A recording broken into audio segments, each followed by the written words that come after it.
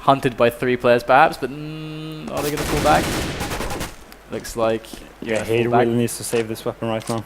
I mean, Epsilon is so stacked with money. And he actually had a fire grenade there and threw it into the so-called kitchen area. And there's Flusher. And Devilwalk going to try to take down Ubeak. And like they can, I guess, lose 3 or 4 frags to kill Ubeak and be happy with it, just because the money situation is so good. Yeah, they could basically throw away every player, and it would be worth it, since they only need 2 more rounds. And they have so much money already. It's like sick how much money they have.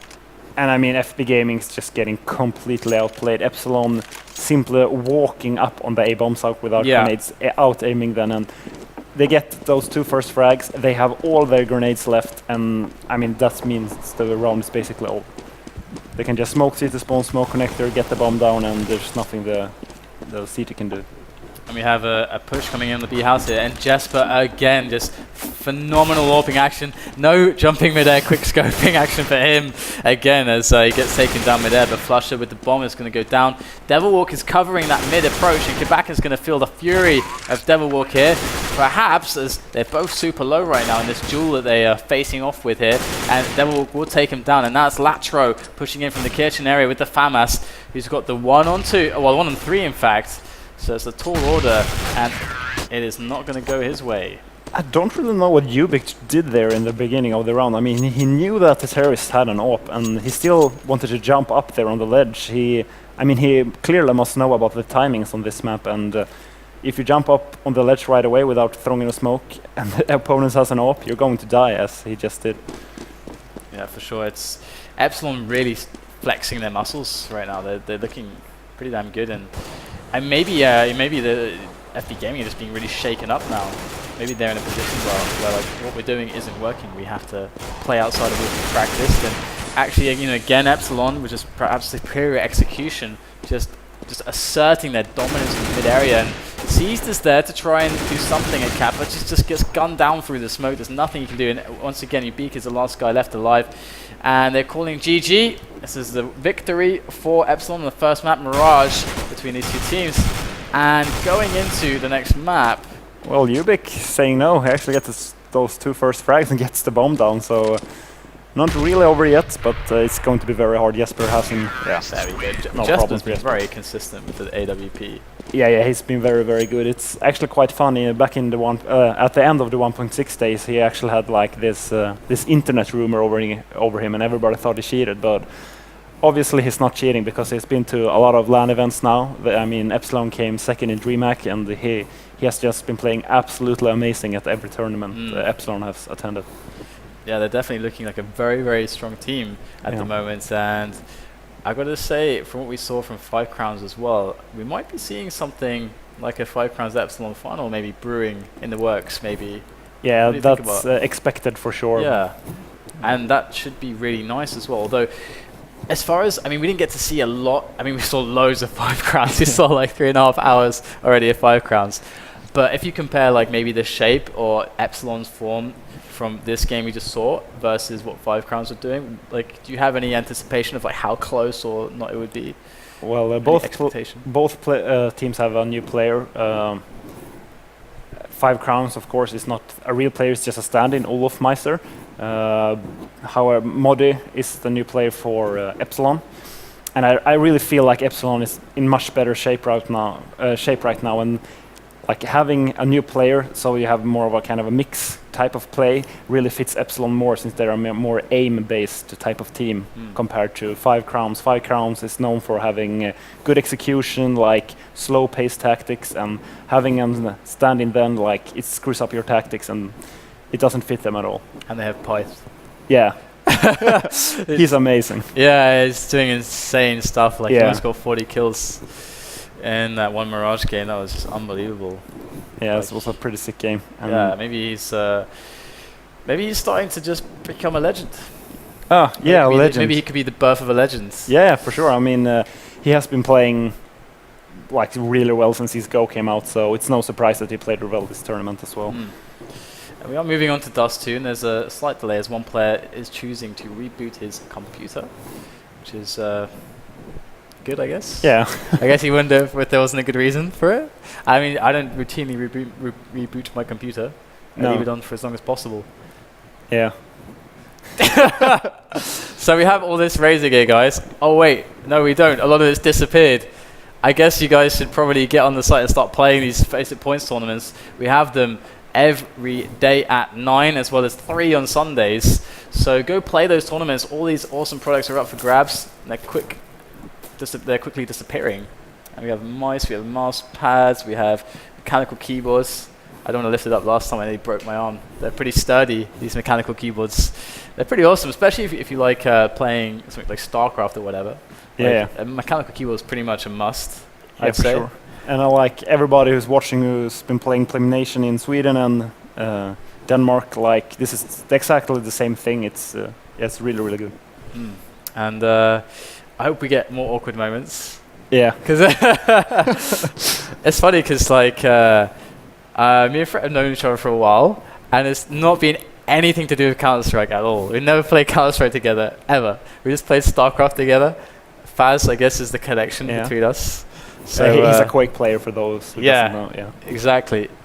One of the nicest Quake players. Yeah. One of the nicest persons. Yeah. Sure. He probably gives to loads of charities and everything. Yeah, probably. probably. What the hell are we talking about? I don't know, but we're still waiting for Epsilon to get more players on the server, and it does too. I mean, this is the Counter-Strike map, the quintessential Counter-Strike map. I mean, what else can you say about it? What did you feel because you played in 1.6 and so on? Did you actually play Source? Well, really? Not seriously. Like, I only had like 100 hours on Steam. Okay. Source, so. Because you have. I mean, this is the same in Quake Live. You have this issue where it's like you have the classic map going through different versions of the game. So how do you feel like Dust 2 really plays in Global Offensive compared to maybe 1.6 and Source? And like, what is your feeling of it in Global Offensive? It's actually quite similar. It's maybe it's more focused towards the middle than the 1.6 version was, at least. Well, I don't know about the Source version. But otherwise, I mean, in balance-wise, I mean, T and CT is very, very similar. The T is slightly, it's favored. I would say, like 9 to 6 is the like standard score or whatever. So yeah. And it's interesting because like it's funny you say that because I remember having a similar discussion. Like this is the same kind of topic, but in Quake Live with Cooler and. With Cooler, we're like, what do you think of DN6? Because there's loads of people who basically go, it was better in this version of the game, it's better in this version of the game. And Cooler's like, no, DN6 is best in Quake Live. It's best in Quake Live. So it's like, and shut up everyone. This is the end argument right here. So he knows best. Exactly. So, he built his career on that map. He's definitely a good authority on the matter. So still waiting for Epsilon to get all their dudes on the server. And actually there's a lot of people who actually always states that Dust 2 is like the least tactical map. It's like the most mix-friendly map of all. But that's true to some sense until you get to like the real top level. Yeah. Then it suddenly become like very, very tactical. It's like all about controlling long A, all about controlling short A, and like how the seat is handled, like, okay, like the terrorist has long, we have to do something. Like the lesser team just play passive, they just hold their positions, while you usually see the better teams just try to play more like dynamic and like take over positions on the map. Yeah, no, it's actually quite an interesting argument because this goes. I mean, we have the knife round beginning now. We have all the players on the server, but knife round. Yeah, knife or whatever. Yeah.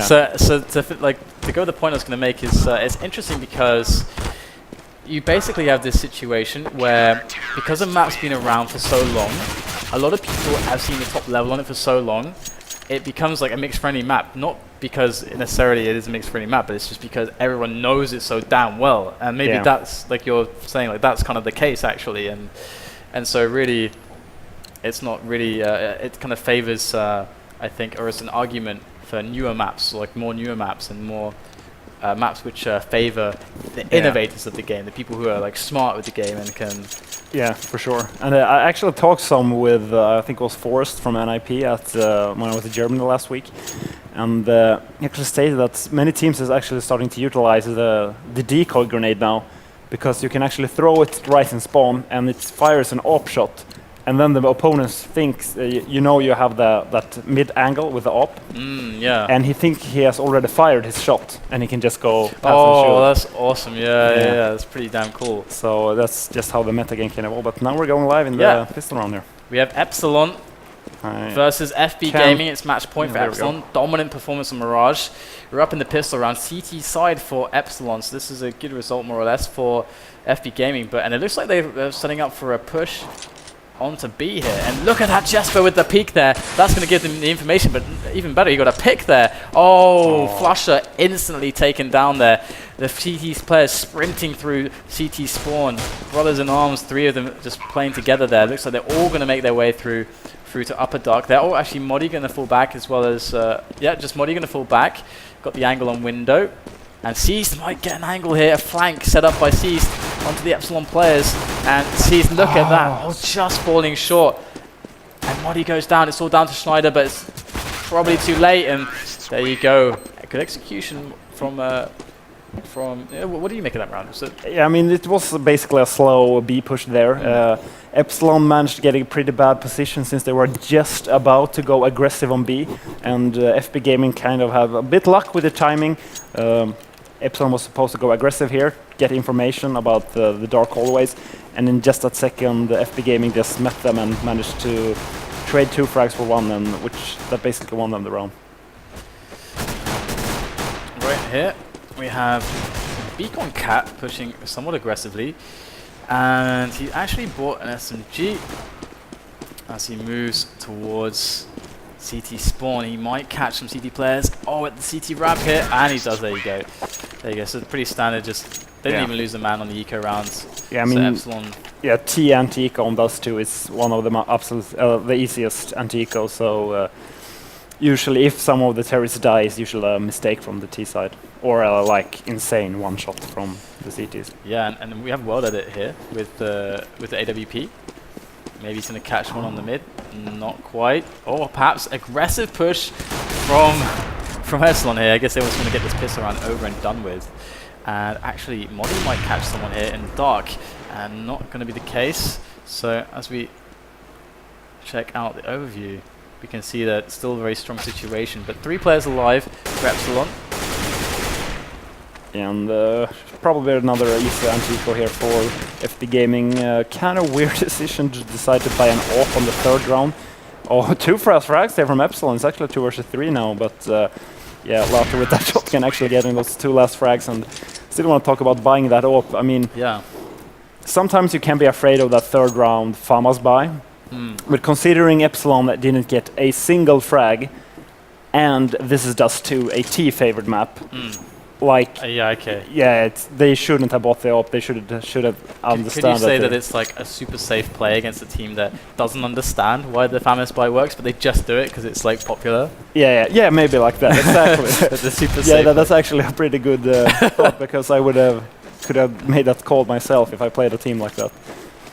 And looks like Seized is pushed up pretty far on Cat here, so maybe you could. No, it looks like there's not going to be an Epsilon player who's going to be caught by that. And Snyder there. And I mean, Epsilon has great control from long A right now. The only thing FBgaming can do to counter this is basically go for a B split or a B push.